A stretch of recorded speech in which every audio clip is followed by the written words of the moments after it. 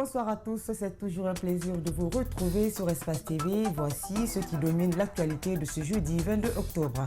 À Coloma, une fillette de 7 ans a été violée par un jeune étudiant d'une vingtaine d'années. Les médecins ont diagnostiqué des blessures chez la petite fille. Aujourd'hui, entre la maison et l'hôpital, le présumé violeur, lui, reste introuvable.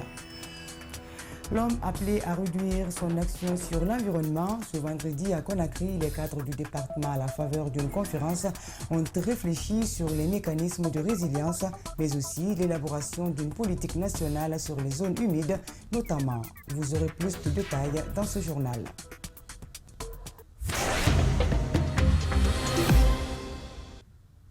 C'était là les titres. Bienvenue dans cette édition. Une fillette de 7 ans abusée par un jeune homme d'une vingtaine d'années à Coloma, dans la commune de Ratoma. La jeune fille vit une profonde blessure au niveau de son appareil génital. Le présumé violeur a pris la fuite et est toujours introuvable. Denebimba Koulibaly et Ama Alexila pour plus de détails. Suivez. Âgée de seulement 7 ans et élève de la 3e année, cette jeune fille a été sexuellement abusée par un homme d'une vingtaine d'années. Le présumé auteur est un étudiant de l'université de Sonfonia. Les faits se sont déroulés chez la marâtre de la victime. Sur les circonstances de l'acte, elle raconte. Elle m'a dit de venir, j'ai dit non. Encore elle m'a appelé. Je suis allée à côté d'elle, elle m'a attaché la roue. Puis elle m'a fait rentrer dans la chambre. Il m'a violé. Quand sa mère est venue, elle nous a vus. Et puis ils m'ont nettoyé, ils m'ont fait peur avec le couteau. Quand j'ai dit à quelqu'un, ils vont me tuer. Et j'ai eu peur. Quand j'ai changé mon culotte, après mon homme a vu mon culotte, il y avait du sang dedans. Et puis on m'a amené à l'hôpital. On a vu du sang dedans. Meurtrie, la mère de la victime peine à se remettre de cet affreux acte du jeune qu'elle n'a jamais connu. Elle demande justice.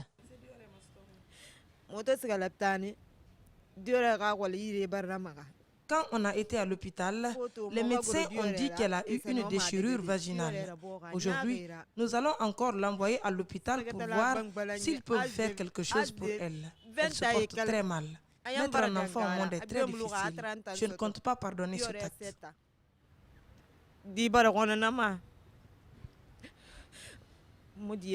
L'oncle de la victime plaide auprès des nouvelles autorités et les personnes de bonne volonté afin de mettre la main sur le bourreau en fuite. Le gars s'appelle Mbo et il est dans l'académie OSIL USB de Bienzin. Bon, nous sommes à sa recherche. Donc nous prions les bonnes volontés pour que nous puissions mettre main à ce binôme-là, pour que la violation des jeunes filles mineures là, puisse, pour mettre fin à ça, quoi. À noter que la victime de ce viol est actuellement sous traitement grâce à l'appui d'une ONG de la place. Les travailleurs de la société Grand Moulin de Conakry en grève ce vendredi. Ces employés disent être lésés et maltraités dans leur lieu de travail. Après 2 ans d'exercice, ils sont sommés de quitter sans préavis. Reportage Fatoumata Bintabaré. Suivez. Sur 3 sections de travail, 2 dont une quarantaine de travailleurs de la société Grand Moulin de Conakry sont allés en grève ce matin. Avec des pancartes, ils scandaient des mots hostiles aux responsables de l'entreprise pour exprimer leur ras-le-bol. Ils disent être renvoyés de leur travail sans préavis. Nous avons le règlement intérieur. Normalement, nous devons faire 8 heures de travail, mais ce n'est pas le cas ici. Quand nous avons un décès ou nous nous absentons, ils déduisent 50 000 dans notre salaire. Et maintenant, ils nous ont dit de quitter les lieux alors que dans notre contrat, c'est prévu le 2 novembre. Ces employés disent être en fonction avec des étrangers de divers horizons qui sont mieux entretenus qu'eux. D'après eux, les responsables ne respectent pas le règlement intérieur établi par l'entreprise. Leurs revendications sont précises.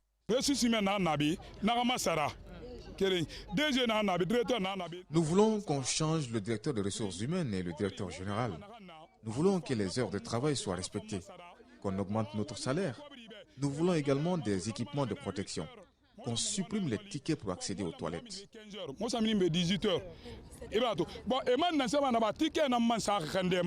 Contactés, les responsables de la société n'ont pas voulu se prêter à nos questions. Dans un communiqué ce jeudi, le Comité national pour le rassemblement et le développement a revu les mesures d'urgence en vue dans le cadre de la lutte contre la COVID-19 sur toute l'étendue du territoire national. Parmi ces mesures, la levée du couvre-feu, une décision saluée par bon nombre de citoyens et opérateurs culturels. Aminata Massiré Bangora et Djibril Kabak-Kamara ont sillonné les interrogés suivis. Allégé il y a à peine un mois, le couvre-feu est désormais levé sur toute l'étendue du territoire. La décision a été rendue publique ce jeudi à travers un communiqué lu sur les médias d'État. Chez les citoyens et tenanciers de bar, la nouvelle est bien accueillie. Vous savez, le coronavirus était devenu un allié principal du régime Déchi. Donc je pense que c'est un ouf de soulagement, comme vous le savez. Il y a beaucoup de nos compatriotes qui ont des activités à exercer la nuit, qui n'avaient aucune possibilité de le faire, sans aucune mesure d'accompagnement. Oui, ça a impacté beaucoup d'activités aujourd'hui, même dans les restaurants, dans les bars, rien ne marchait comme il faut. Mais après, maintenant, lever, mais ça va marcher maintenant comme il faut. Depuis sa détection dans le pays, la COVID-19 a impacté de nombreuses activités, notamment celles des hommes de culture. Lever donc le couvre-feu est un ouf de soulagement pour cet opérateur culturel qui lance également une invite aux nouvelles autorités. Est-ce que cela sous-entend que les spectacles sont autorisés aujourd'hui? Nous allons poser la question à qui de droit. Mais pour le moment, cette première partie, c'est que donc la levée de couvre-feu, c'est déjà un ouf de soulagement pour nous. Cela va de soi à essayer donc de permettre à ces opérateurs culturels, à ces maisons de production, ces maisons de spectacle, de reprendre les activités, mais également donc d'avoir des revenus. En plus de la levée du couvre-feu, le CNRD a également suspendu les demandes préalables d'autorisation de transfert de corps de Conakry pour l'intérieur et l'extérieur pour la Guinée. Toutefois, le test de dépistage à la COVID-19 reste. Voilà, ces citoyens dont les opérateurs culturels ont été interrogés par Aminata Massiré Bangora et Djibril Kabak-Kamara. Les zones humides sont menacées par des activités anthropiques de l'homme, une réalité qui interpelle toutes les parties prenantes du ministère de l'Environnement et du Développement durable.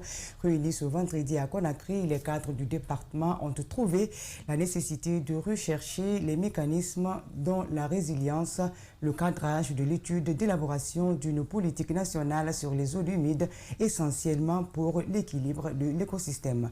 Djibril Ba commente les images de Tcherno Sadouba. La nécessité de protéger les zones humides est un débat qui revient toujours au sein de la société. De nos jours, la Guinée possède plus de 1000 cours d'eau et 24 bassins. Protéger cet écosystème et lutter contre les actions anthropiques telles que l'agriculture itinérante, la pêche illicite, le défrichement le long des cours d'eau doit se faire immédiatement, selon les militants pour la protection de l'environnement. Pour que cette quantité d'eau-là soit disponible, et pour nous, hommes, et pour les animaux, et pour la plante, et pour le sol, et pour l'air, il faut une politique nationale. L'Office guinéen des parcs a plus que jamais une partition à jouer pour la protection des zones humides. Puisque la Guinée dessert d'autres pays de la sous-région, il n'y a plus besoin de démontrer l'importance que revêt l'eau pour l'être humain. L'objectif de la politique nationale est de mettre en place un cadre cohérent de travail, un cadre cohérent de concertation et de partage de responsabilités pour que les 16 sites Ramsar qui ont été classés dans notre pays comme zone humide d'importance internationale puissent connaître des modes de gestion, des plans d'action harmonisés. Les spécialistes en environnement tentent autant que faire se peut au cours de cette rencontre pour aborder la problématique de la gestion des zones humides à 2 étapes, ce qui n'est pas anodin. Nous allons pour cette année nous focaliser sur ce qu'on appelle l'état des lieux. L'état des lieux, c'est de faire la situation existante des écosystèmes, c'est-à-dire des ressources des zones humides, pour voir quelles sont les menaces, quelles sont les opportunités des gestions qui sont en place. Maintenant, à partir de là, nous aurons des orientations pour pouvoir développer un document. Ces milieux environnants nous rappellent par ailleurs cette formule qui fait de la Guinée le château d'eau de l'Afrique de l'Ouest. Autre chose dans cette édition, l'Église catholique de Guinée a enfin réagi au conflit opposant les populations de Kendumaya et le monastère de la même localité. À la faveur d'une conférence de presse ce vendredi à l'archevêché de Conakry, elle a condamné les attaques perpétrées contre les moines ces derniers temps et le silence des autorités guinéennes face à cette situation. Les détails avec André Mossi Milimono et Ousmane Sissi. Suivez. Les conférenciers au nom de l'Église ont exprimé toute leur indignation et leur amertume suite aux attaques du monastère de Kendumaya où un moine a été violenté et séquestré par des habitants de la localité. D'où viennent ces attitudes d'hostilité et de menaces physiques qui vont jusqu'au blocage des routes et de la destruction des plantations et jardins potagers? Nous protestons contre cet acte d'occupation et qui va jusqu'à violenter des prêtres. Ce domaine de Kendumaya a pourtant été acquis en bonne et due forme à l'époque par l'ancien archevêque de Conakry, le cardinal Robert Sarah. S'agissant des promesses qui auraient été faites par l'Église lors de l'acquisition du domaine, ces conférenciers s'inscrivent en faux. Adduction d'eau, électricité, bitumage de routes, que sais-je encore. L'Église de Guinée n'en a aucun moyen et ne saurait faire de telles promesses fallacieuses.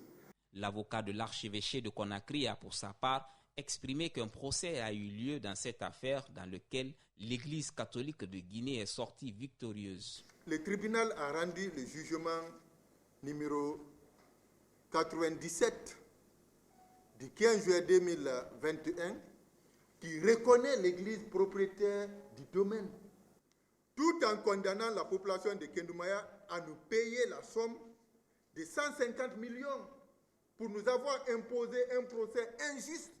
Le père Apollinaire estime que les populations de Kendumaya sont victimes de manipulations. Il apporte tout de même une proposition de solution.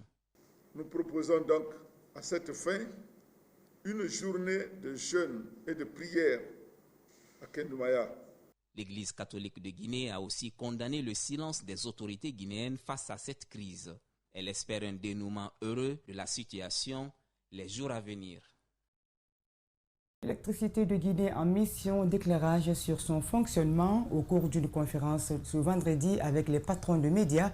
L'entreprise a donné de larges informations sur les questions liées notamment à la facturation et la desserte ces derniers temps décriées par les consommateurs. L'occasion a été mise à profit pour indiquer à la population l'importance des compteurs dont certains ménages sont encore hostiles. Marissa Camara, Ibrahima Sorissouma. Suivez. Les responsables de la Société d'électricité de Guinée avaient déjà organisé des rencontres dans les communes de Matoto et Ratoma avant de recevoir aujourd'hui les journalistes et patrons de médias. Un déjeuner de presse au cours duquel EDG a donné quelques réponses aux questions liées à la desserte en courant électrique.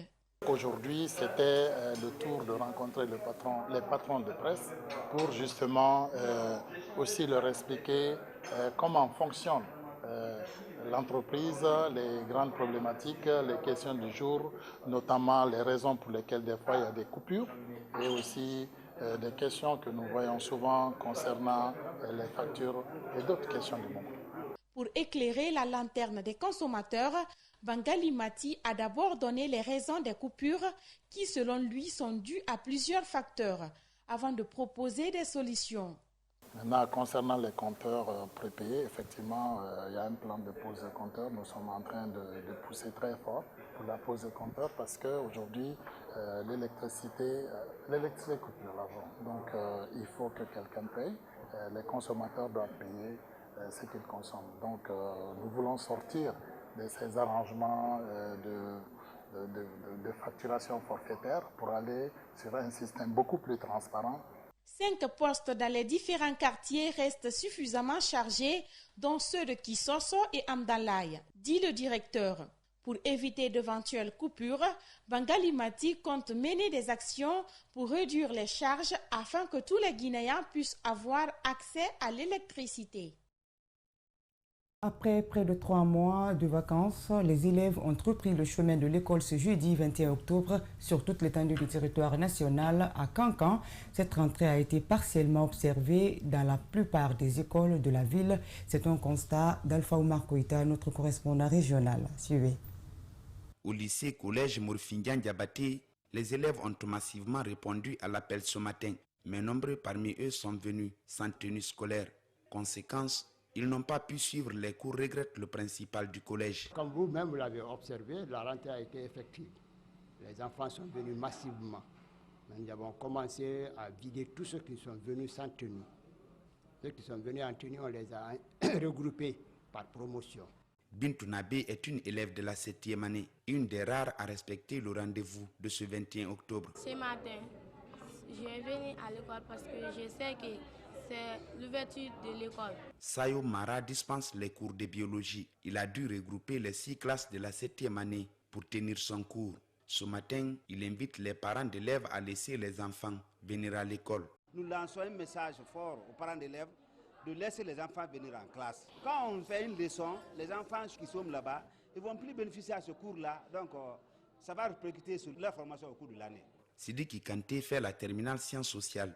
Il fait partie des nombreux élèves qui comptent reprendre les cours lundi prochain. Comme c'est le milieu de la semaine, nous sommes venus aujourd'hui pour voir notre salle. On se prépare le lundi pour venir à l'école. Le premier de la République en sciences expérimentales et le deuxième de la République sciences sociales sont venus du lycée Morfindian. Aucun élève n'était présent dans les salles du lycée au moment de notre passage, d'où cette invite du proviseur à l'endroit surtout des candidats. À l'endroit des candidats pour la session 2021-2022, c'est de continuer déjà le chemin positif tracé parce que notre souhait cette année, c'est de maintenir le cap, sinon dépasser. Voilà, ainsi prend fin cette édition. Elle a été coordonnée par l'équipe de la rédaction. À tous, merci de votre attention. Également, bonsoir.